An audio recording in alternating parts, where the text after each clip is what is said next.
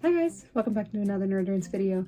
Today we're going to be talking about a Netflix movie that I watched a couple of days ago, and it's absolutely amazing. Like, it's so good. It's probably one of my favorite movies that I have watched so far this year, and probably one of my new favorite animated movies. It's so good. It's so great. It's incredible. It's The Sea Beast. It's a Netflix movie, so... which I didn't actually know going into it, so I didn't actually have any of the expectations, but you know how Netflix original things aren't, or streaming services original shows or whatever, aren't usually that great. But this was so good. So good. I feel like the best way to describe the plot is literally Pirates of the Caribbean meets How to Train Your Dragon. It's so good. It creates such a cool world, and then on top of it, the characters are really interesting, and the animation is gorgeous. It's so pretty. And the main sea beast looks like Toothless. The red crap, what do they call it? Bluster. The red bluster kind of looks like Toothless. Just mostly the mouth. Just mostly because of the mouth and the teeth, and so the animation in that face, in the face area, is similar, and so when he roars and whatever else, it looks like Toothless, a red Toothless. But that's a good thing. How to Train Your Dragon's animation is fantastic, so I'm not complaining. But oh my gosh, let's start with the animation, because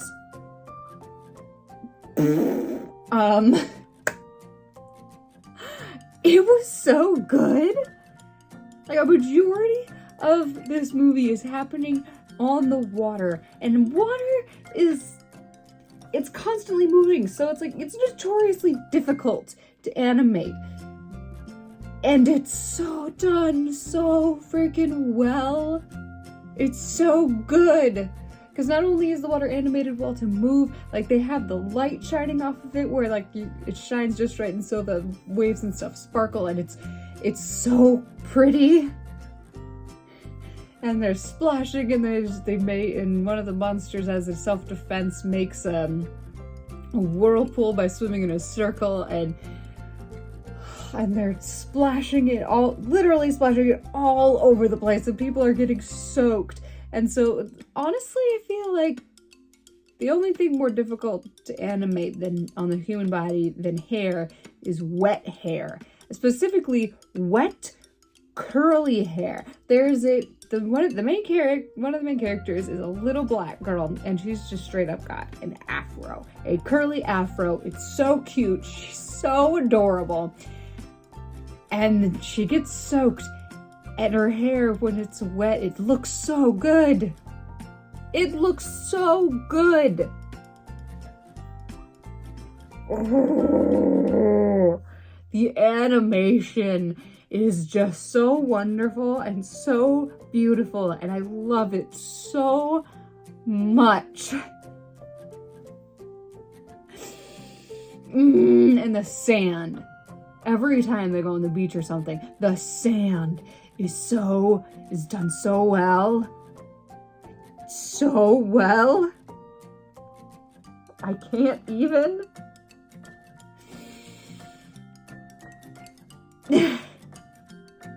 I can't. I literally can't even. It's so good.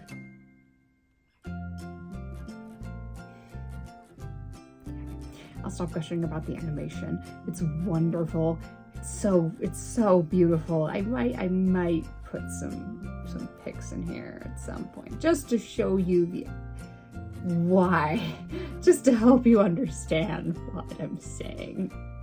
And if you've seen this movie, then you know exactly what I'm talking about. And maybe you're not like a nerd who cares as much about animation. But I am, and I love it so much.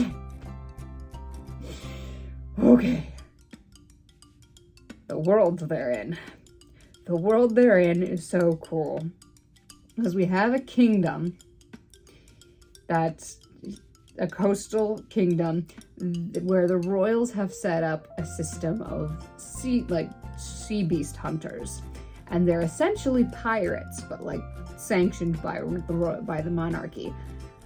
And they go out and they kill they're also like bounty hunters though too, because they go out, they kill the sea beasts, and then they cut off their horns, bring them back to the royalty and the royals, and then they get paid for it. And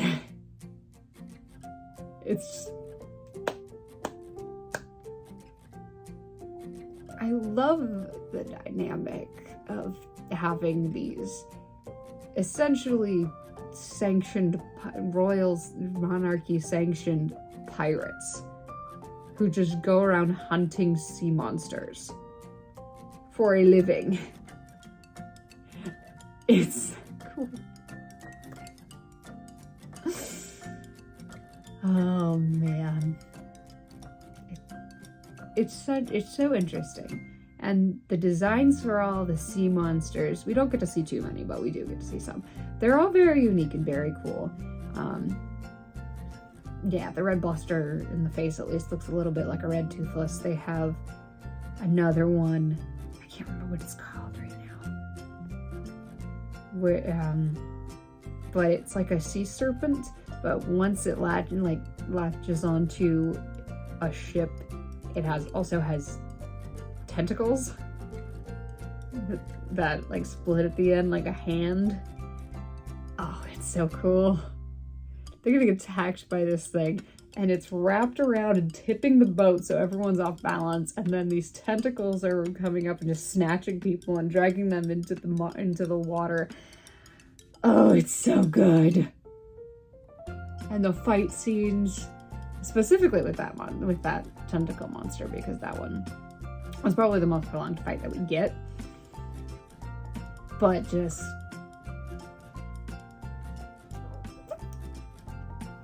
believable, for one thing, and just awesome. So it's a very interesting world. Blue is adorable. Blue is essentially the animal sidekick. He's just a jelly tadpole with a little anglerfish thing. He kind of looks like a gummy bear. Like, he looks like he's made of gummy.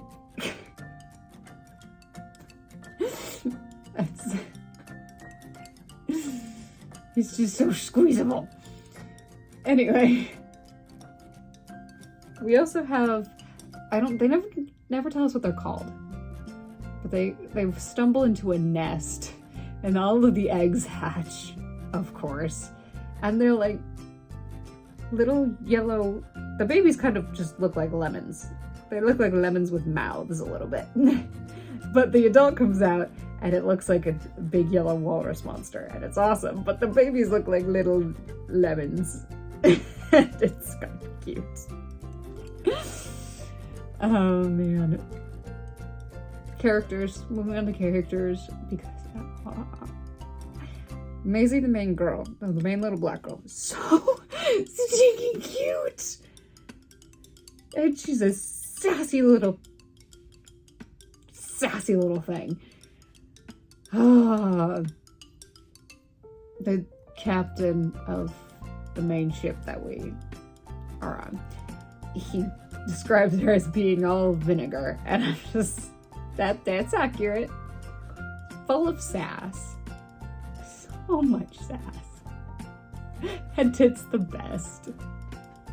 She's also so freaking cute. I can't handle it sometimes. She's so cute. Oh man. So yeah, adorable little girl. Jacob is the other main guy. He's a hunter. So not the greatest dude. not the most moral guy. And they get stuck together. Obviously. She stows away on the ship. Like, she talks to him when they're on shore, and he's like, go away, child, go away. I'm gonna send you back to this orphanage that you're from, that you escaped from. And she stows away on the ship in a beer keg.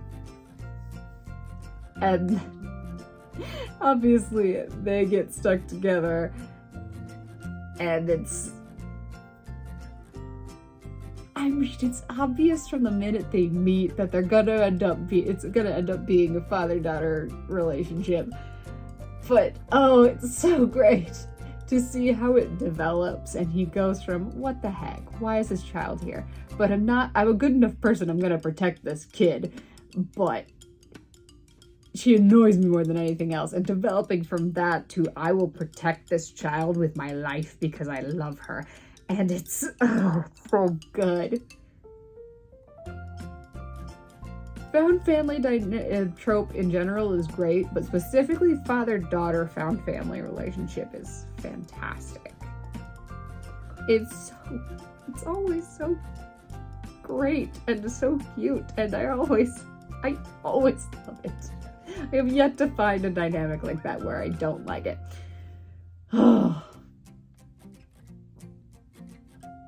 Then there's Captain Crow, who is an vengeful old hunter captain of the Inevitable, which is the best hunter ship out there. It's taken in the most sea beasts, and he's so full.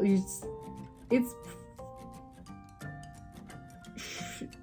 told more than shown in the beginning, throughout the beginning of the movie, where that he is, it's like, I'm driven by revenge. I'm hunting down the red bluster. I've been hunting it for 30 years because it took my eye, and I'm sure other things, but that's the example they give. But he's filled with a thirst for revenge, and we get told that and shown a little bit throughout the beginning of the movie. But you find the red bluster, and things happen. Jacob and Maisie get eaten by the red bluster, and he breaks. The dude breaks entirely, and you suddenly see what's been boiling and festering inside him all this time coming out, because he lost essentially his son, his adoptive son, because he found Jacob orphaned at sea and brought him in and turned him into a hunter. And so essentially he views Jacob as his son, and then to see him get eaten by a sea beast, the same sea beast that he's been hunting for 30 years, all of a sudden he just snaps, and seeing him just plunge head first into his vengeance, and that's now becoming above all else what matters to him, to the point where he breaks the hunter's code to make a deal with a witch, I guess, to get a weapon strong enough to defeat the red bluster. And it's great. Also, the fact that they're constantly hinting at this code, but we never actually get to know what it is really. But I kind of love it, though, that there's this, you get the hint that there's more to this world that we don't know about. I kind of love it. Yes, it makes you want to know more about the world and gets you invested in the world, because then you're like, oh, what's this thing? What's this thing? And sometimes you get an answer, sometimes you don't, and that just leaves you wanting more, which makes you either want to watch the movie again, want a sequel, whatever else. It's great. So yes, Captain Crow devolving into just a vengeful maniac is great. His first mate, Sarah Sharp, just lots of weapons, and titled the most loyal first mate in the 7 seas or whatever. She's cool. a lot. I feel like all the characters that we get and that are named and that we get even a little bit of story for, they're all very cool characters. The royals are just douchebags. Yeah, they suck. They kind of suck. But that's the point. They're supposed to be hateable. And so, since that's the point, their characters are done very well, because I really, really didn't like them. They're just...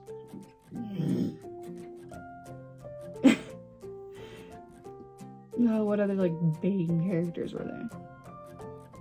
Those are the main ones. There's not a whole lot of characters, which is kind of good, because you don't want too many things to try and focus on. Yeah, like, the movie takes a turn when they go back to get supplies so they can, the hunters and the inevitable go back to get paid so they can get supplies so that they can hunt the red bluster again. And the royals are going, yeah, we heard a rumor that you abandoned your pursuit of the red bluster to help out a fellow hunter's ship, as is the way of your code. And I'm like, yeah. It's like, we pay you to just abandon your code and do what we want. That's what we pay you for. So we're just gonna disband the hunters and send this super armed, like, so many cannons on the ship. We're gonna send our royal naval ship, which is just armed to the teeth with cannons. And we're gonna send them this thing after our people and our general after the red bluster, and our people are gonna bring him in, and we don't need the hunters anymore. And so they have to make a deal, essentially, to turn it into a contest. It's like, if we're gonna go out too, and we're gonna be in a contest with your naval ship, and if we bring in the red bluster first, the hunters stay. And if they bring it in first, then fine, the time of the hunters is over. Which is just a great story anyways. And we just add on to it. And the corruption of the royals, and the manipulation, and the beasts didn't start this war that we have with them. We did. And oh, it's so great.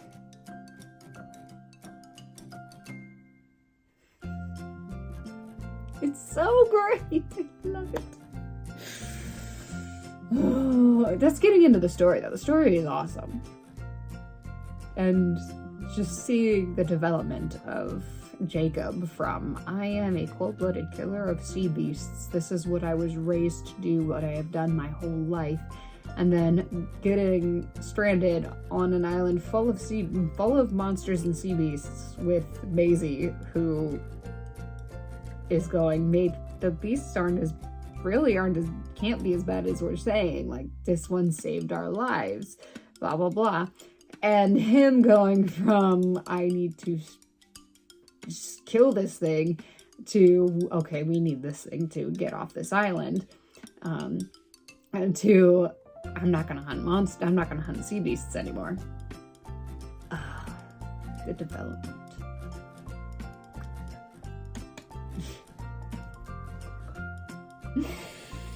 I love this movie so much. It's so great. So freaking great. From the characters to the animation to the storylines, just the world that they're in, and the designs of the different sea beasts, and just it is a masterpiece. An absolute masterpiece. It's so good. So freaking good. I love it. Anyway, that's my rant about my new obsession. I actually don't think I spoiled too much. I threw little vague ones in there, but sorry, but for the most part, I think I avoided them. So, if you haven't watched this movie, go watch it immediately, any way you can, because it's so good. It's so freaking good. I love it. If you have watched this movie, please tell me in the comments so that we can nerd out together, because I love it. And no one that I know has seen it. This is what I found on my own, and I finished watching it and immediately texted my brother and said, watch this movie. And I have to do that with everyone else that I know too now. I need to text them all and tell them to watch this movie because it's so good. But yes, I don't have anyone else that I can talk to in person about this because no one else has seen it. So if you've watched it, please tell me in the comments so I can rant with you about it because it's amazing. Anyway, forgive my fangirling.